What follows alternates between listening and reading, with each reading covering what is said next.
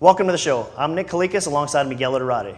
On this week's show, we're going to recap last weekend's UFC 133 event. And on our Oddsbreaker segment, we're going to be joined by Luca Fury and John Luther, both from ShareDog.com.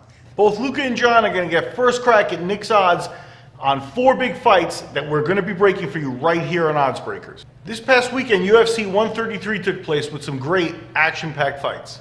That's right. Rashad Evans finally made his long-awaited return to the octagon, and he really did look tremendous. It's sort of what I expected. I mean, I respect Tito. I like Tito, but I thought Rashad would be too much, too athletic for him, and I think it proved the case. I think Rashad took the early rush and then put it to him. Yeah, and we're going to pop up a graphic right now on the screen so you guys can check it out and see where the action was at the sports books. And no big surprise, the public was betting Tito Ortiz. I opened the line at -500. It closed at -415. So Tito did get a lot of support. He was hot coming enough. That big upset went over Ryan Bader. So the public thought it might lead into another victory here in this matchup. But as you said, I think it was a different fight. It wasn't the same as it was in 2007. I mean, yeah, I think Rashad proved he was a little bit too athletic. Tito's a legend. He's always going to be a legend. We all owe him a debt of gratitude for where we are in the sport. But I think at 36, Father Time has caught up to him, and he's just not the athlete he was. No, and I totally agree with you. I mean, I respect the guy. It was, I think, his 25th or 26th fight in the UFC. I mean, just surviving that long in the UFC with that level of competition is very impressive. So even though Tito Ortiz lost that fight, not a big shocker. Still got to give the guy a lot of respect. And we will see him back because it was kind of a win-win situation. He had nothing to lose coming into this fight because he knew that even if he lost to Rashad, his job was safe because he did step up and take the fight. So there's still some interesting fights out there for Tito. The Little Nog fight, that broke up, that was supposed to be made earlier on that never happened, is still an interesting fight to me. Brandon Vera would be an interesting fight, 2 longer, taller guys from that weight class, and see if Tito has anything more to give against relatively tough competition. So there's still more from Tito to come. Yeah, I agree. I think there is some interesting matchups left in the 205 division for Ortiz, and hopefully the UFC will match him up with one of the guys you just said, and we'll see him back in the action soon. All right, moving on to the next fight. It was Vitor Belfort in the co-main event taking on Yoshihiro Akiyama. Vitor Belfort wins by TKO. We're going to put another graphic up so you guys can see what the sportsbooks did, where the public came, and where the action went. And overall, the heavier action was on Vitor Belfort. My opening line was 285. It closed at -400. He wins by knockout. Miguel, what are your thoughts on that? We got the same Vitor Belfort that we've been seeing for years, and that's, he's hell in the early part of a fight. And, for me, I may get criticized for this, but I love what Akiyama did in this fight because it's just about mindset, and it's about, having that mentality of, I'm going to come in, I'm going to fight this other guy's fight. It would have been easy for him to take the Randy Couture, James Toney approach where, let's just get him down and let me fight my fight or try to do something that was a little bit boring. He didn't try to do that. So, to me, Akiyama wins points for bravery, and he died, and, he got taken out on his shield, and I think that's the way he wanted to go. He said, if I'm going to go that way, and I was impressed. Well, that's why the Fertittas and Dana White also have respect for Akiyama. I mean, Dana actually mentioned after the fights, too. I mean, the guy comes to fight, and they're a big fan of him, his fighting style. And they actually wanted to see him drop to 170.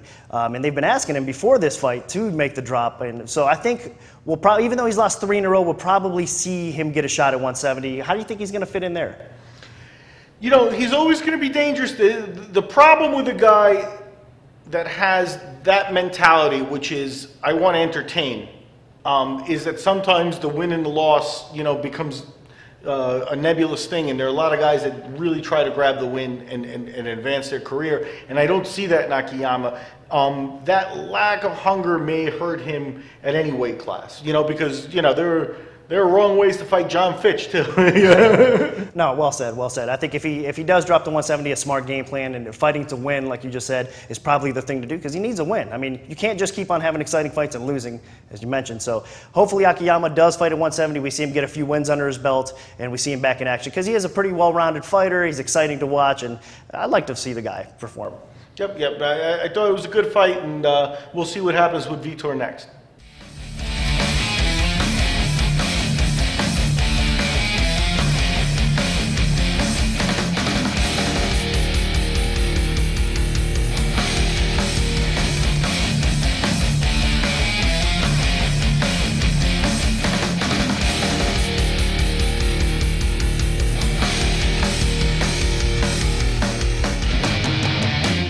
Our first guest today on our Odds Breaker segment is Luca Fury from ShareDog.com. Luca, welcome to the show. I've been trying to get you on here for a while, so looking forward to having you on. Yeah, thanks for having me. I've been looking forward to this. Glad to be here. And once again, back on the show, as usual, on our Odds Breaker segment is our house MMA journalist, John Luther. Welcome back from ShareDog.com. Hey, Nick. Good to be back. All right, guys, you guys both know how the show works. We're going to pick 4 fights today, break the odds on them. They're not yet hit the sports books, and you guys are going to get first crack. Thanks to our sponsor, BetDSI. They're giving you guys a $5,000 bankroll, and you guys are getting to bet $500 each fight on the dog or the favorite. All right, so let's get right into it, starting with the first fight. The first fight I selected is from Strikeforce, the Heavyweight Grand Prix semifinals. A lot of hype behind this fight. Daniel Cormier steps in to replace Alistair Overeem, and he's now facing Antonio Silva. So that's the fight we're going to break first today. Antonio Silva is going to come in the favor minus 190.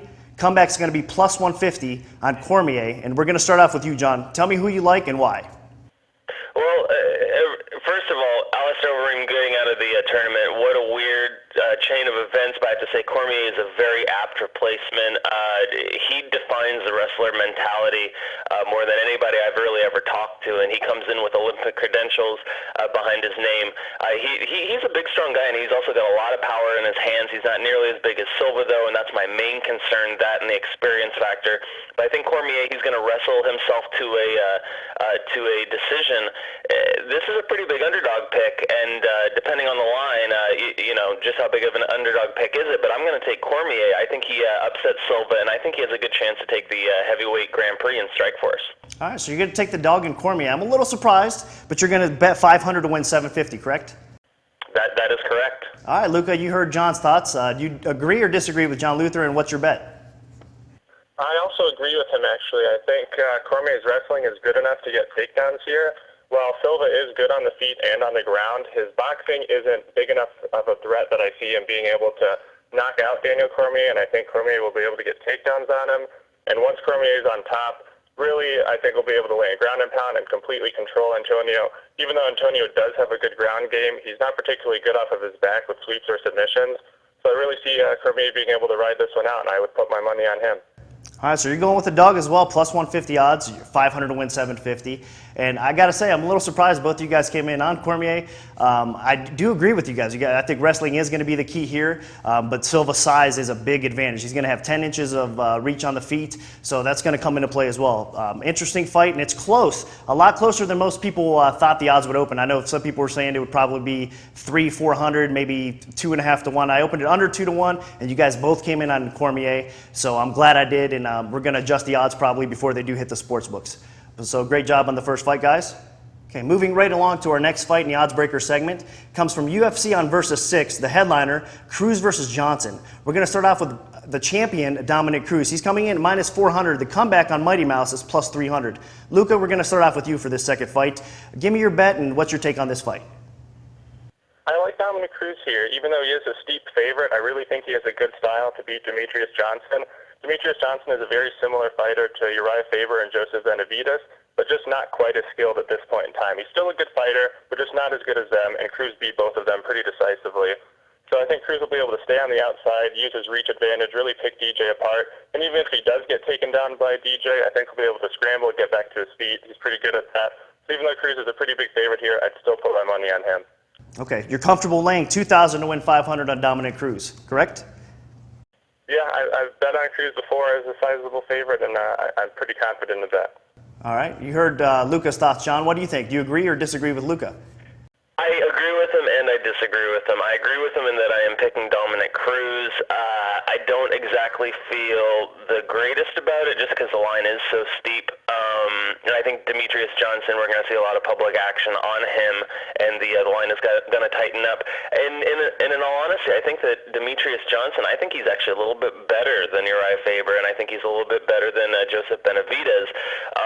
But still, even though he's great in all facets of MMA and he's able to transition through them fluidly, I think that Dominic Cruz is just that much better, and he's more of a unique fighter. I don't think anybody's got his timing or they have really got any of his moves on lockdown. So I think Dominic Cruz is going to take a unanimous decision.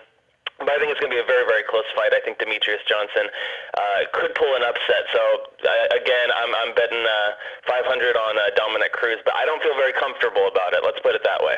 All right, well, it's 2,000 is a lot of money if you're not feeling comfortable to risk, but right now you're taking 2,000 to win a nickel, to win $500 on Dominic Cruz. Both of you guys are coming in on him, and I had to open it as a steep favorite like this because of those very reasons that both of you guys said. I'm in agreement with you. I think Demetrius Johnson is a stud, but I think he's more natural maybe if fitted at 125 pounds when the UFC brings that division in. I think he's going to be the man to beat in that division.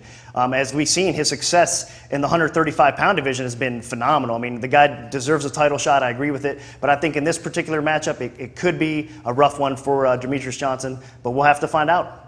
All right, fight 3, we're going to change it up a little bit. We're going to get into a little bit of Bellator. They've produced some great fights this year, and we're going to get into the title fight coming up at Bellator 54 between Eddie Alvarez and Michael Chandler. Michael Chandler coming off of the lightweight tournament win. He's been impressive, but he is coming in a decent underdog. We're going to go with you first, John. I'm going to open up Eddie Alvarez minus 245, comeback plus 195 on Michael Chandler. Give me your thoughts and give me your bet. Well, with the exception of Alistair Overeem, who just got cut. Eddie Alvarez is the darling fighter outside of the UFC, and he is for a reason. He's very, very good, packs a serious punch, very dynamic fighter, and he's just been smoking all of his competition in Bellator.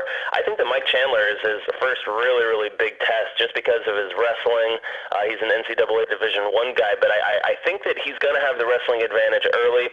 But for some reason, I think Eddie Alvarez, he's just able to stuff his takedowns, pick his spots at some point in the fight and just end him with a few shots with his really high-class boxing, at least by MMA standards. I got to go with Eddie Alvarez, and I think he ends this sometime in the third or fourth round via TKO.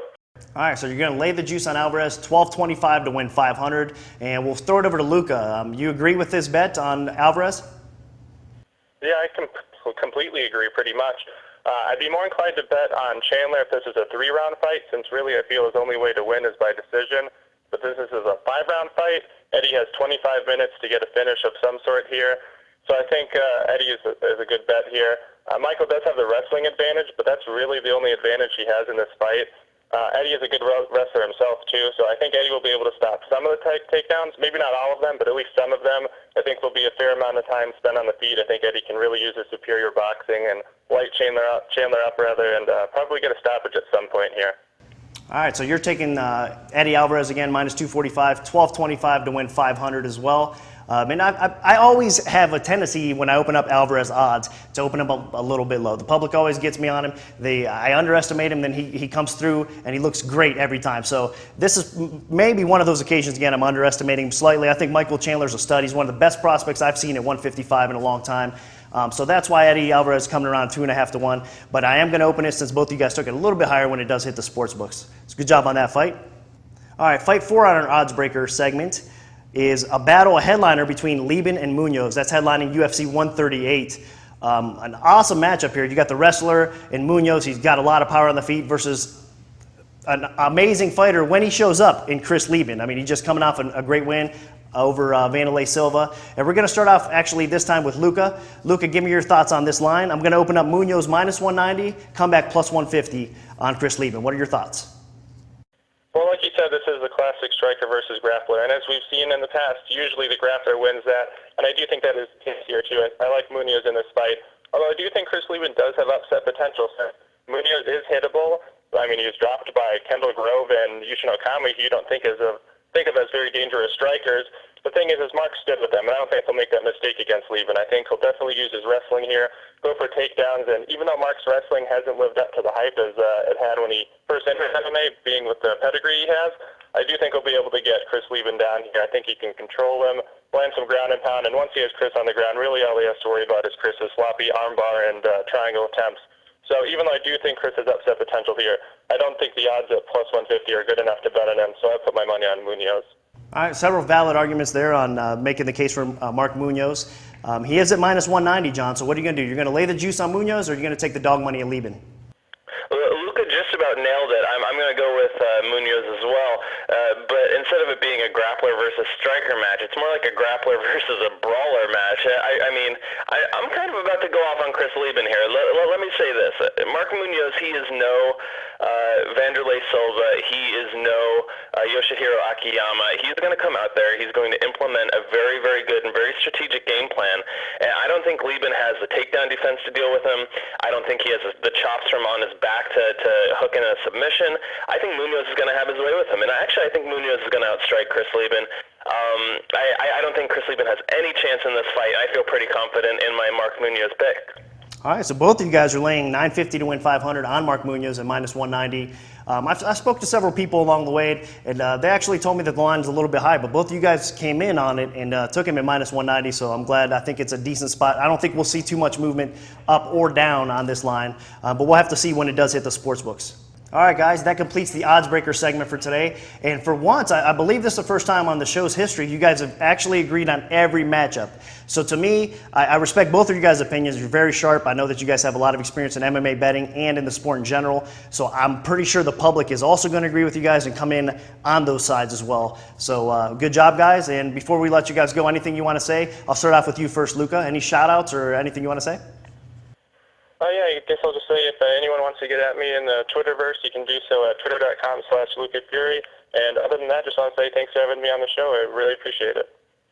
Thanks for coming on. We always appreciate it. And John Luther, like I said, you're basically our resident MMA journalist on the Oddsbreaker segment. Anything you'd like to say before we let you go? Well, I got to say thanks to Luca. He was awesome. You can actually catch us both on Beatdown on SureDog. And basically, if you want to get at me on Twitter, it's twitter.com/JohnLutherMMA. And as always, thanks to you, Nick. You're the glue for this whole entire thing. Well, I appreciate it, guys. And we'll have you guys both on down the road. Thanks. Thanks. Well, Miguel and Nick back here after a great odds breaker segment. We had two great guests as usual, John Luther, Luca Fury. Nick, let's go over their picks. Yep, just like the original action at the sports books when the lines first released, when a maximum bet comes in, you do see the lines shift up or down depending on which way the action's coming in. So again, we're going to take that same principle here and use it in this odds adjustment segment of Odds Breakers. The first fight was Daniel Cormier versus Antonio Silva. I was going to open the line minus 190 Antonio Silva, plus 150 on Cormier. I think a lot of people probably thought I was going to open the line higher on Antonio Silva. I opened it lower, but these guys both came in on Daniel Cormier. I'm a little surprised. Give me your thoughts on there. Look, I think it's an interesting fight. I think it really is a very tough pick. I can generalize about Daniel Cormier. He had really bad competition for the early part of his career. He's 8-0. He's got his wrestler's pedigree, but wrestling just isn't enough. I think we've proven that in MMA. And I'm thinking that Antonio Silva at this point is more of a complete fighter and ready to face down just a wrestler. And I want to see what else Daniel can bring me, because he's going to have a wider game. I was having a discussion with a friend of mine, and probably one of the fighters that advanced the most in his career and changed and adapted was Couture. Is Cormier like Couture, or is he going to count on his wrestling the whole time? I don't know, because he only has 8 fights. And I think this is that big step in competition that he really needs. I need to see something in this fight, Daniel, in order for me to really be on your bandwagon. But I would take Silva. You would take Silva. Well, I'm going to kind of agree with the guys a little bit. I think that the hype behind Daniel Cormier is legit. That's why I did open it lower than most people thought. And I'm going to actually shift the line down even further, because I don't want to give too much plus money on Cormier. I think it's going to be a very competitive fight. I think his wrestling is going to be a big advantage in this fight if he uses it correctly. That's a big if, because 10 inches on the feet is a big advantage for Silva. And like you said, he's more experienced. So I wouldn't doubt Antonio Silva winning, and I think he should be the rightful favorite. But I just don't want to give too much plus money, honestly, at the sports books with Daniel Cormier. I think he has a legit shot to win this whole tournament. Speaking of which, the people that cashed in the field bet early on, because as the odds to win, Daniel Cormier is part of that field. So if some people were getting plus 5,000 odds to win on the field, some now people that's are a lot. really on the Daniel Cormier bandwagon. I bet. They're definitely hoping on he pulls it off, and he very well could. So I'm going to go ahead and make this adjustment, minus 165, plus 135 on Cormier. This fight and one of the other fights that we're going to look at here really are very historical telling fights for me, because from the beginning of the sport, we've seen wrestlers cross over into the sport and cross over poorly. Now we're starting to see some guys, we know Daniel Cormier, he trains with great people. We know, they're taking it a different mentality. There's a type of wrestler that crosses over well into this sport, and then there's others that are more competitive that maybe never crossed over all that well. And it's going to be interesting to see how these guys adapt, because we got two guys that are 8-0, stud wrestlers, but they got to show me some more that they know how to fight, because they're facing guys that know how to fight. Yeah, you're referring to Michael Chandler as well. We'll get into that fight here in a little bit, but let's go ahead and move on to the next one. Champion Demetrius Johnson. I'm sorry, I should say champion Dominic Cruz coming in as a -400 favorite over Demetrius Johnson at +300. Mighty Mouse is a very talented fighter. +300 odds, I figured would be probably intriguing to a lot of people at the sports books, but we've seen John and Luca both hit -400 on Cruz. They didn't hesitate at all. So thank goodness I opened it up that high, 4-1. And I'm going to actually adjust this line and make it 4.25. So 425 plus 325 on Demetrius Johnson. Give me your thoughts. I think Dominic's on a roll. I think he's proven himself, and especially after avenging the loss to Uriah Faber. I heard one of the guys say that he thinks Demetrius is a little bit better than Uriah Faber, and what he is he's fast. More than anything he's fast, and I think he's out of his weight class, and I find that to be an interesting mix of things. Can he make his speed work for him in this particular fight? I think Dominic nullifies it. I think he's a good enough fighter, and I think Demetrius, maybe could be a champion in a different weight class, in a lower weight class. I don't know that this is Uriah found out about what it means to be in the wrong weight class, so I think Demetrius is ready to find out the same thing. Yeah, I'm not necessarily agreeing with you guys that Demetrius Johnson is better than Uriah Faber. They're different fighters in a way. They have a lot of similarities because they're both so well-rounded, but again, they're a little bit different of fighters. But in this particular matchup, I agree with you. I think that Demetrius Johnson will eventually drop to 125, and he'll be the man to beat in that division. But Dominic Cruz is just a bad matchup for him, and that's why it's so high. So, again, Cruz should win this fight, but we'll see. Johnson definitely has a shot. Let's move on to the third fight. It was the first Bellator fight, I believe, we featured on MMA Oddsbreaker, and a guy you're very familiar with, Eddie Alvarez. He's taken on, I think, one of the best 155-pound wrestling prospect we've seen in a long time, Michael Chandler. 245, they didn't hesitate to come in on Eddie Alvarez, so I am going to adjust this and make it 275 at the sports books. Comeback's going to be plus 215 on Chandler. Like I said earlier with Cormier, Chandler, he's 8-0. He still has something to show me. I need to see more than just wrestling. Is he a great wrestler? Yes. Are there ways to beat wrestlers in MMA? We've seen it. They know, people who know how to fight know how to beat a wrestler if they go in with the right game plan. What I always liked about Eddie from the very beginning of his career is he's a winner. He's a winner. He knows how to win, and he does what he needs to do to win, and he's able to create his fight. I don't think that you can face a Division I wrestler and try to out wrestle him and it'll go poorly. I don't think you need to be a Division I wrestler to beat a Division I wrestler. I think all you need is some really decent defense, and Eddie's a sprawling stud. He does know how to sprawl, he does know how to fight his fight, he does know how to stay on his feet, and he hits hard. And that's what I like most about Eddie. And like I said, he's a winner. He's lost 2 fights. One was really out of his weight class, and the other one was against a guy who's got a completely different game package than Chandler. Chandler is going to be a stock wrestler. Aoki is sneaky and tricky, and and he caught Eddie. And we'll see. But in this fight, this is Eddie's fight. No, and it's hard to agree or disagree with you guys on this because, like I said, I have a tendency to underestimate Eddie Alvarez, and he always shows up and he fights better than I think he's going to fight. So now I definitely have a lot of respect. Not that I had disrespect for him, but he always just shows me that he's better than I thought. In this particular fight here, I think Michael Chandler is a sponge, man. Even in his submission game, I do respect Eddie Alvarez's submission game because we've seen he's very capable of ending the fight that way. But I think Chandler is going to mix it up enough to make this an interesting battle, and that's why I opened it a little bit tighter, but I could be wrong. I have been wrong on Alvarez before. So 275 is a better number, I think, at the books. Yeah, I think the key to it is Eddie's head movement. He's not going to get hit. Yeah, I can't argue. Like I said, he's looked impressive. Well, let's move on to the fourth fight. It was Chris Lieben versus Mark Munoz. This one I know you're animated about because off camera you were saying you liked Lieben in this fight, but both the guys, John and Luca, both came in and took Mark Munoz. And I got to be honest with you, I'm kind of agreeing with them a little bit. I think Munoz, again, is another one of those wrestlers that he fights smart. He can make this a very difficult fight for Chris Lieben. But Lieben does possess that power. You know, both guys, they're both kind of similar. You know, they're both tough guys that I'd probably rather have fight in an alley than in, you know, something with rules and stuff like that. Who needs that, you know? They're both tough guys. I just see Lieben as a little bit stronger, longer, taller, and maybe even a little more experienced at this point. And I think Lieben has what it takes. I think Lieben came in motivated. I think after beating Vanderlei, we'll see, because he is up and down. You're right. You know, he is up and down in his game at times. But I think this would be the right time for him to actually let his career click and go on a run. And Munoz, I think, is the right guy for him to start one with. You know, I'm not sure. I'm going to disagree with you a little bit there because I think, like we said, we talked about this fight a lot off camera too.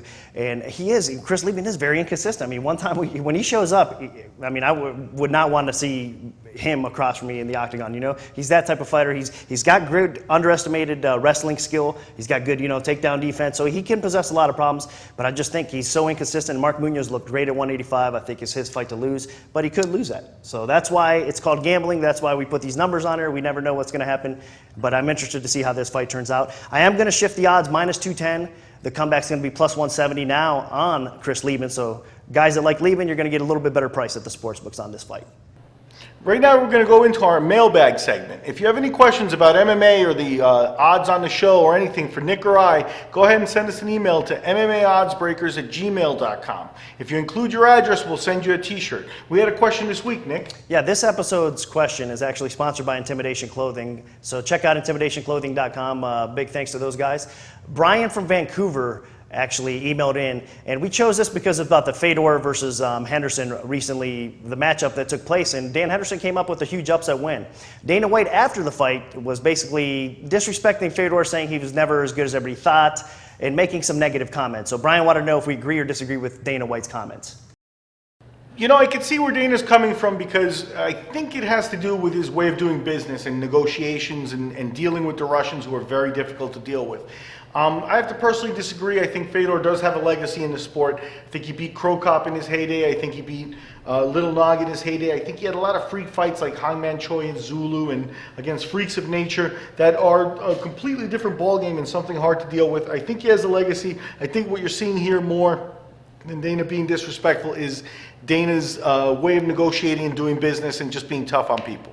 Yeah, and you know, it's a shame. My thoughts on this whole thing, I mean, if you look at Krokop, you look at Vanderlei Silva, you look at some of these guys that came over, they just came over too late to, like, well, I mean, Fedor didn't make it to the UFC, so we didn't get to see him in the UFC, but you know what I mean, stateside at least, even in Strikeforce, or even in the UFC, some of these guys like Mirko, we didn't get to see them at their peaks, so in the peak of their career. So I wish Dana White was a little bit more respectful to Fedor and his team about the situation. I know it's a business move there, but I don't disagree with Dana's comments. I do think that Fedor deserves respect. Yeah, you know, Dana, it's hard to argue with Dana because he's taken the sport to a whole new level and continues to do so.